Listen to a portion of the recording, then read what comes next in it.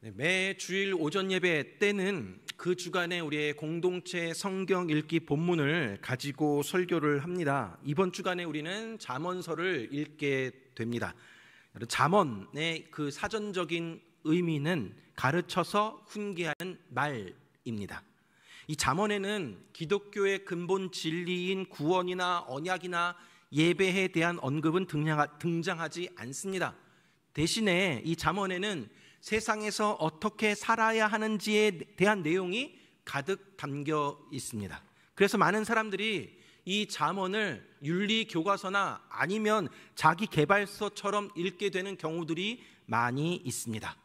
그러나 비록 잠언에는 하나님의 구원이나 예배나 언약이나 율법이나 기도 이런 이야기가 담겨져 있지 않음에도 불구하고 매우 깊은 신학적인 진리가 담겨 있습니다. 이 잠언 전체를 관통하고 하나로 묶어서 강력하게 끌고 가는 그 신학적인 주제가 무엇이냐? 바로 여호와를 경외하라 라는 것입니다.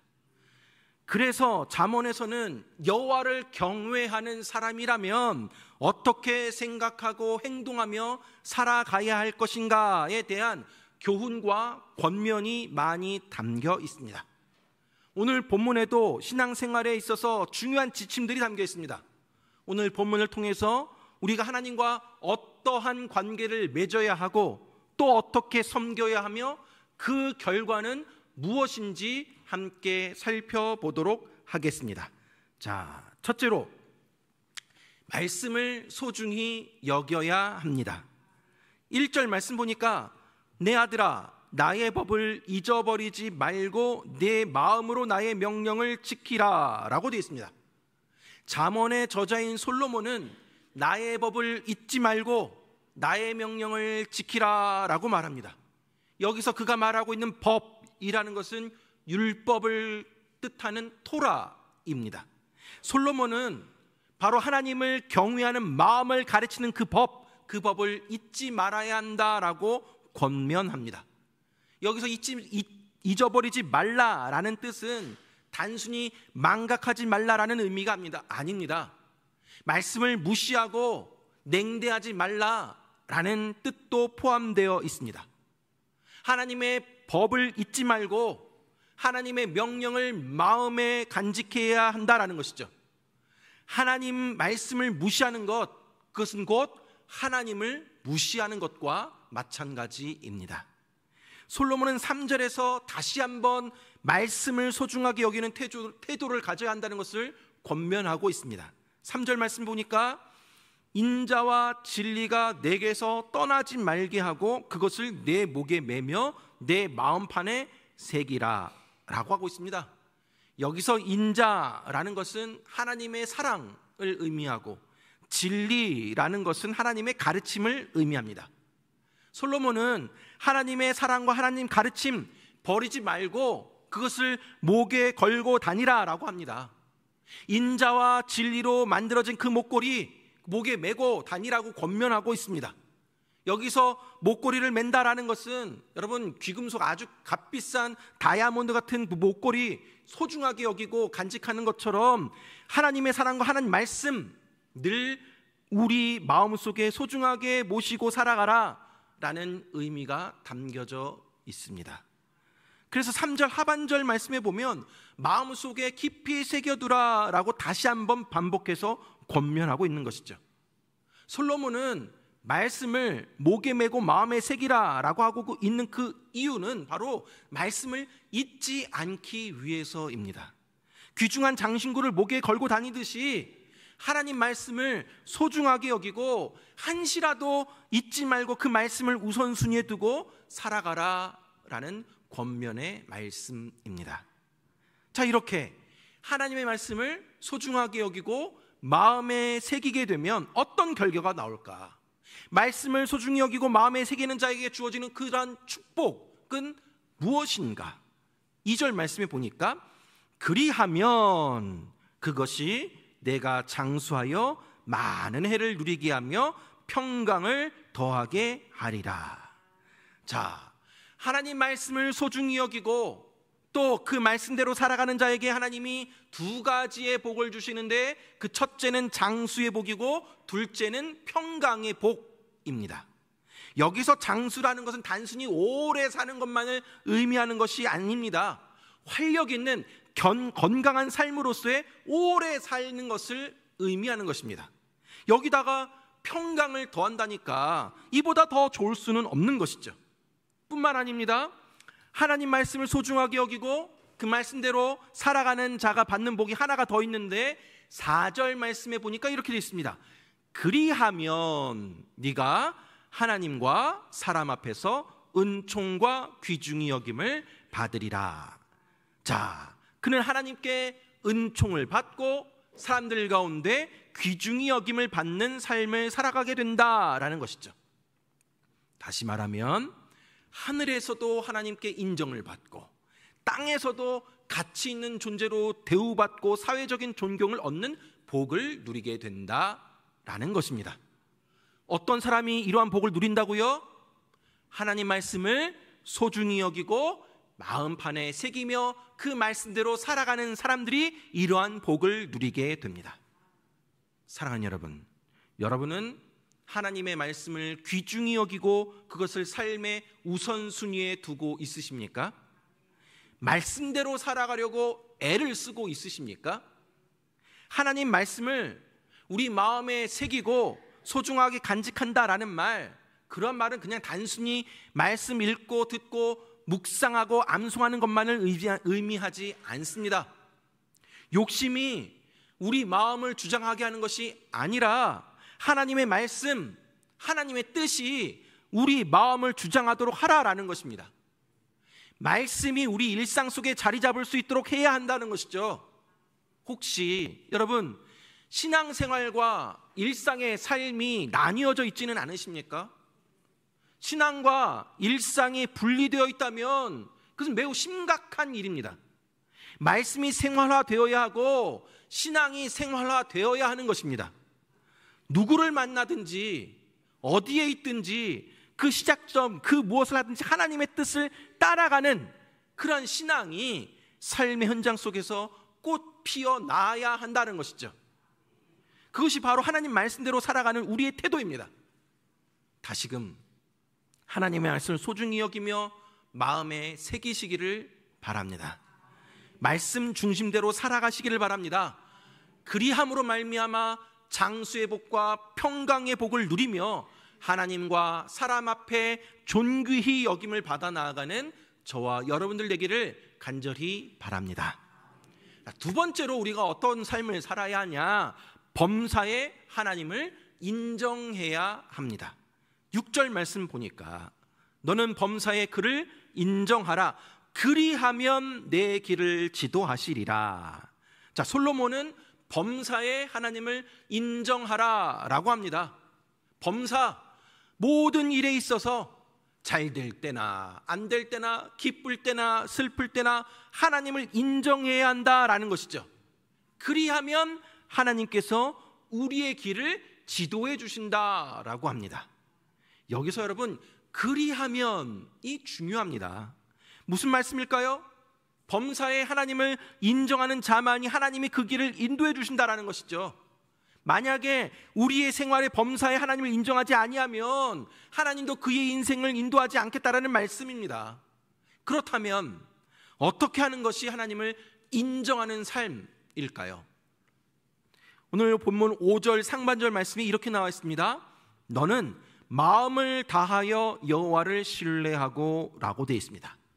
여러분, 마음을 다하여 여호와를 신뢰하는 것, 그것이 바로 하나님을 인정하는 것입니다. 마음을 다해서 하나님을 전적으로 신뢰하지 아니하면 하나님을 인정하지 못하는 것이죠. 우리가 하나님을 전적으로 신뢰하기 위해서는 여러분, 먼저 하나님에 대해서 분명히 아는 지식이 필요합니다. 또한 하나님이 우리에게 말씀하신 약속, 하나님이 우리를 어떻게 해주겠다는 그런 약속들을 분명히 아는 지식이 필요합니다. 이렇게 하나님에 대해 아는 지식, 또 하나님의 약속, 하나님의 약속에 관한 지식, 이러한 것을 바탕으로 전적으로 하나님을 신뢰하는 것입니다. 믿는 것입니다. 그런데 많은 그리스도인들이 전적으로 하나님을 신뢰하지 못하고 불안에 떨고 있습니다. 왜요? 하나님이 어떠한 분이신지를 모릅니다. 하나님이 우리 인생길 어떻게 인도하시겠다고 약속하셨는지 그 약속하신 말씀 한 구절도 제대로 모르고 살아갑니다. 뭘 알아야 의지하든지 하죠. 여러분, 성경 안에는 하나님이 어떠한 분이신지에 대해서, 또 그분이 우리에게 어떤 약속을 해주셨는지에 대해서 무궁무진하게 다 담겨져 있습니다. 여러분, 하나님을 제대로 아시기 바랍니다. 하나님의 약속을 붙들길 바랍니다. 그 하나님께 나의 모든 것들을 맡기게 될 때에 우리는 비로소 하나님을 신뢰한다라는 말을 할 수 있게 되는 것입니다. 여러분, 놀이동산에서 여러분 롤러코스터나 아니면 T-익스프레스 같은 놀이기구 타보신 적 있으십니까? 막 이렇게 무서운 속도로 내려가고 막 돌아가는 그런 거 여러분 타보셨나요? 옛날 일이시죠? 여러분 자녀들 데리고 가면 자녀들만 태우시지 않나요? 근데 여러분 점점 막 높은 곳으로 올라갈 때, 이제 막 떨어지는 그 높은 곳으로 올라갈 때 그 긴장감과 그 스릴감, 여러분 그 짜릿함, 그거 좋아하는 사람들 그런 놀이기구 잘 탑니다. 그런데 대부분의 그러한 모든 놀이기구에는 다 안전바가 있습니다. 안전장치가 있습니다. 그 안전바가 우리를 보호해 줍니다. 지켜줍니다. 여러분은 혹시 놀이기구 타면서 그 안전바가 벗겨지지는 않을까? 이 놀이기구가 올라갔다가 이거 무너지진 않을까? 또 놀이기구 고장나진 않을까? 염려 걱정하며 타신 적 있으십니까? 물론 가끔 이런 뉴스 매체에 놀이기구가 고장 나서 사건 사고가 있기는 하지만 이 안전장치를 믿지 못하는 사람은 그 놀이기구를 타지 못합니다. 아예 안 탑니다. 근데 여러분, 마치 하나님이 이 놀이기구의 안전바와 같으신 것 같습니다. 하나님이 나를 인도하고 계신다. 하나님이 나를 꼭 붙들고 계신다. 하나님이 어떠한 상황 가운데도, 어떠한 위험 속에서도, 뺑뺑 돌아가고 높은 데서 떨어지는 어떠한 상황 속에서도 하나님은 나와 함께 하시며 나를 지켜주신다. 여러분, 이 믿음이 우리를 안전하게 만듭니다. 이 믿음이 없는 사람은 이 공포감과 불안을 쫓아내지 못합니다. 그러나 하나님을 전적으로 신뢰하는 사람은 그 마음의 고통과 마음의 불안이 다 사라집니다. 오히려 이 롤러코스터와 같은 인생을 즐기게 됩니다. 어떠한 높이, 어떠한 밑에 있든지, 어떻게 돌아가든지, 어떤 상황이 있든지 하나님이 나를 지켜주시기 때문에, 나와 함께 하시기 때문에, 나를 인도해 주시기 때문에, 그것을 믿기 때문에 우리는 그 인생을 즐기게 되는 것이죠. 나를 지켜주실 것 믿으니까 그것을 그렇게 마음을 다해 하나님을 신뢰하는 것, 그것이 바로 하나님을 인정하는 것입니다.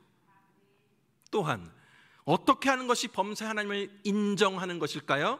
5절 하반절 말씀 보니까 내 명철을 의지하지 말라라고 되어 있습니다. 자신의 명철을 의지하지 말아야 한답니다. 스스로 지혜롭게 여기지 말아야 한다라는 것이죠. 내가 아무리 지혜롭고 명철해도 석박사를 갖고 있는 사람이라 하더라도 하나님을 따라가지 못합니다. 내 경험, 내 지혜를 앞세워서 내 뜻을 주장하는 것, 그것은 하나님을 인정하지 않는 것입니다. 사랑하는 여러분, 마음을 다하여 하나님을 신뢰하고 자기 명철을 의지하지 아니하는 것이 바로 하나님을 인정하는 삶입니다. 그렇게 범사에 하나님을 인정하면 그 결과가 어떻다라고 합니까? 그리하면 하나님께서 우리 길을 지도해 주신다라고 합니다. 하나님이 우리 인생길을 어디로 가야 할지, 어떻게 가야 할지를 알려주신다라는 것입니다.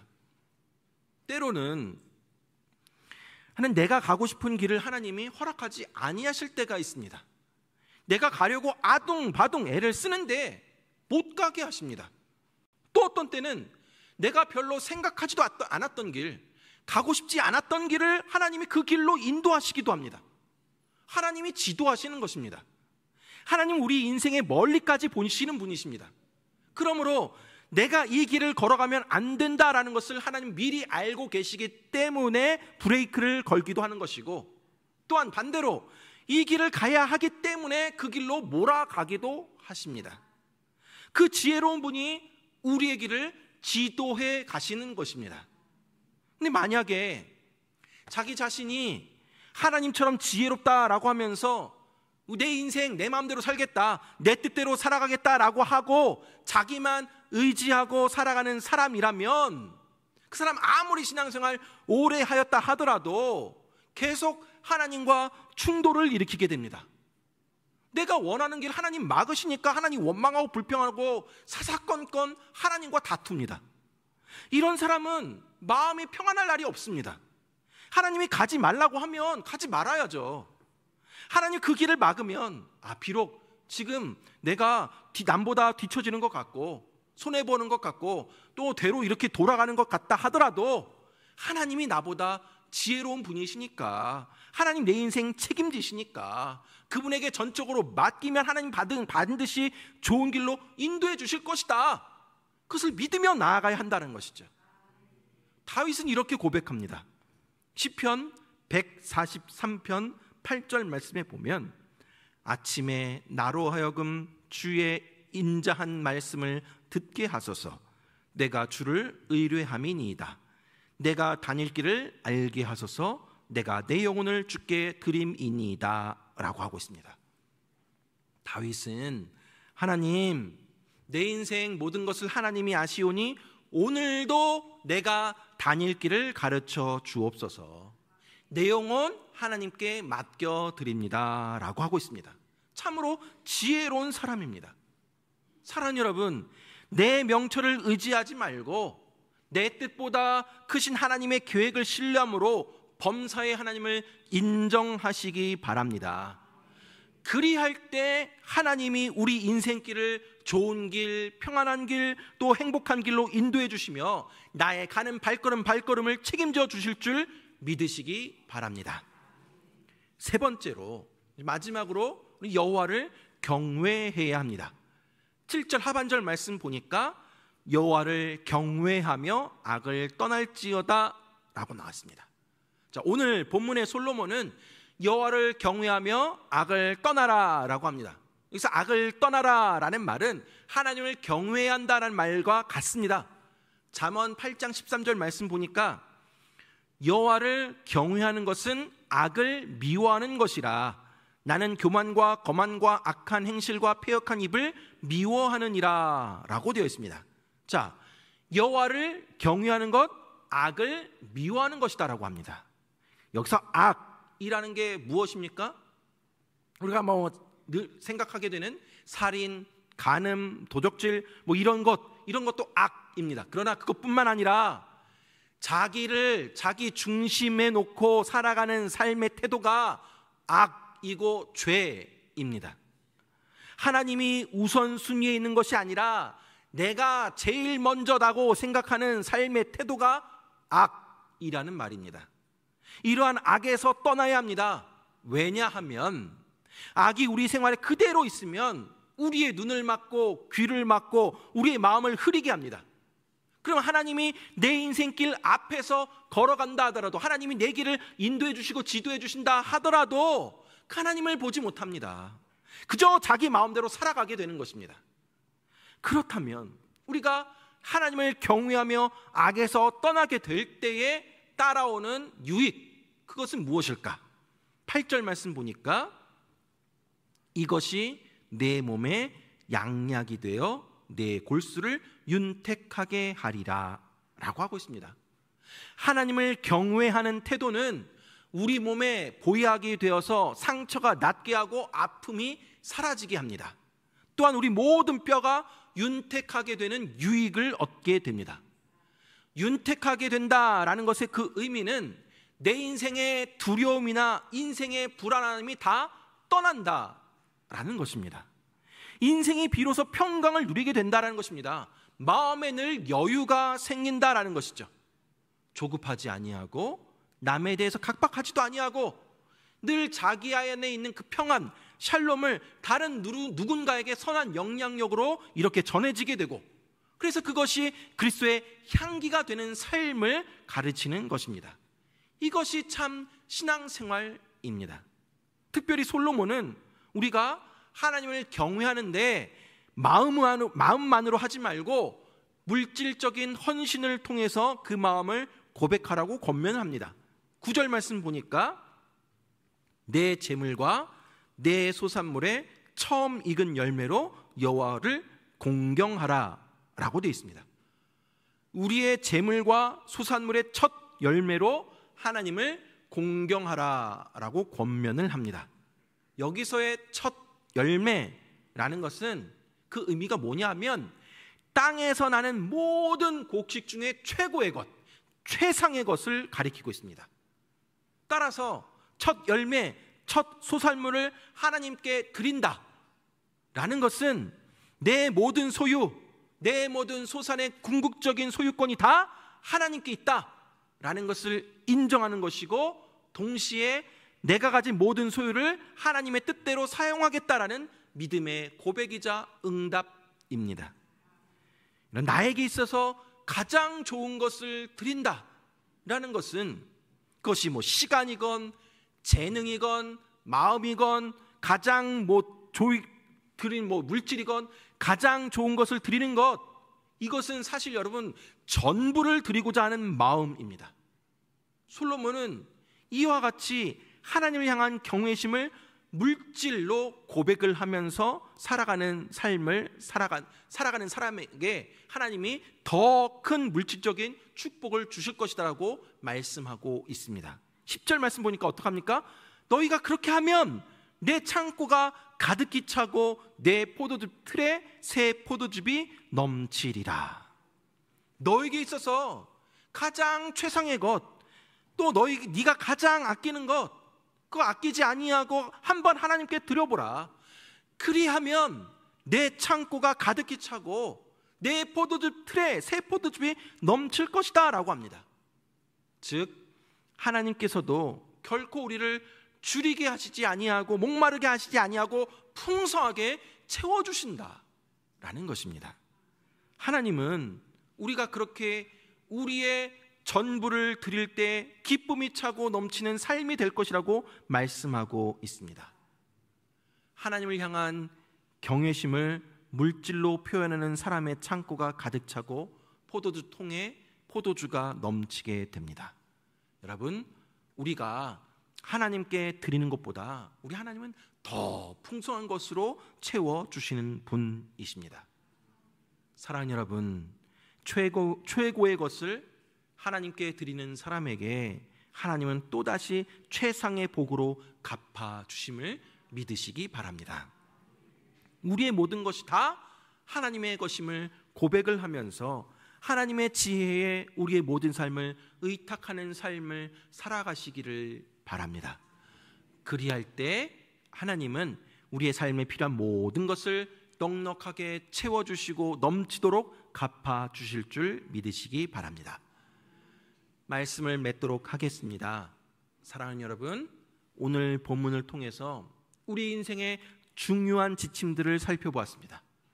여러분들은 하나님 말씀을 소중히 여기며 하나님을 범사에 인정하고 계십니까? 그 하나님을 경외하고 있으십니까? 다시금 오늘 말씀을 기억하시면서 세 가지요. 첫째로 하나님 법 잊지 말고 하나님 명령을 마음에 새기시기 바랍니다. 그리함으로 장수의 복과 평강의 복을 누리며 하나님과 사람 앞에 존귀히 여김을 받는 저와 여러분들 되기를 바랍니다. 두 번째로요, 내 명철을 의지하지 아니하고 하나님을 신뢰함으로 말미암아 범사에 하나님을 인정하시기 바랍니다. 온 우주를 지배하시는 하나님, 생사화복을 주관하시는 하나님께 모든 것들을 맡기시기 바랍니다. 그리하면 우리 하나님이 우리의 길을 친히 지도해 주십니다. 사망의 음침한 골짜기를 다닌다 하더라도 우리를 지켜주시고 의로운 길로 더 좋은 길로 우리를 인도해 주심을 믿으시기 바랍니다.